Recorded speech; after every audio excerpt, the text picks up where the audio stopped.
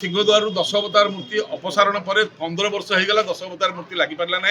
से मूर्ति को जी तैयारी करते शिल्पी मैंने आणिले ना मात्र 35,000 टका आम आनिक सिंहद्वार रखीदेचु ऊपर खाली लगे कथा आज जगतगुरु शंकराचार्य पूज्य पादों पाक आसलु जे आज्ञा मूर्ति लगे समस्या कौन रही नवम स्थान में किए कंट्रोवर्सी कर गोटे लोक जुक्तितर कर बुद्ध रे आमर पचारिया कथा था गुरुजी गुरुजी जहाँ थिला से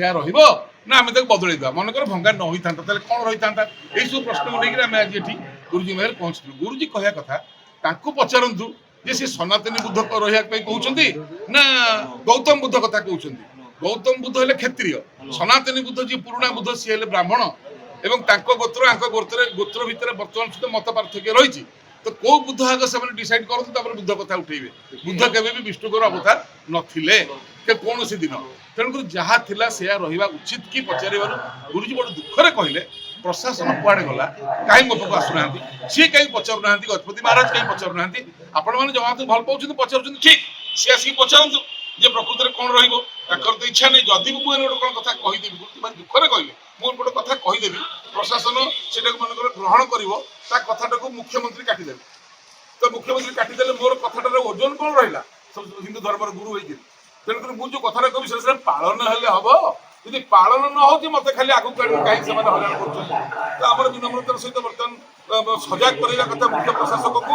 ओडिशा सरकार को आपण विषय गुरुजी यह कहते जदि मुख्य प्रशासक एभली निष्पत्ति आम जहाँ थिला से नवाई चाहिए कथाटा को मुख्यमंत्री काटबेनि तो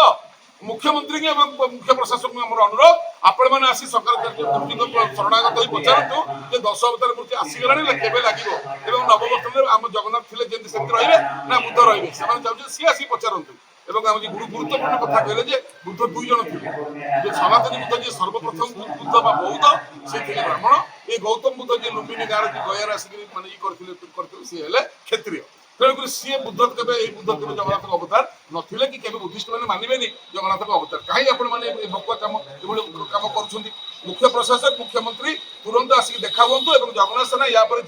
डीजी दिल्ली में जी अच्छा प्रत्नतंत्र विभाग डीजी पचार आप लगे ना आम शिल्पी की देखिए लगे यहाँ शेष कथा ओडावासी स्वाभिमान कथा श्रीमंदिर है ओडार प्राण केन्द्र और 10 अवतार न लगे पर्यटन पल्ली दिल्ली पर्यटन संग्राम जारी रही।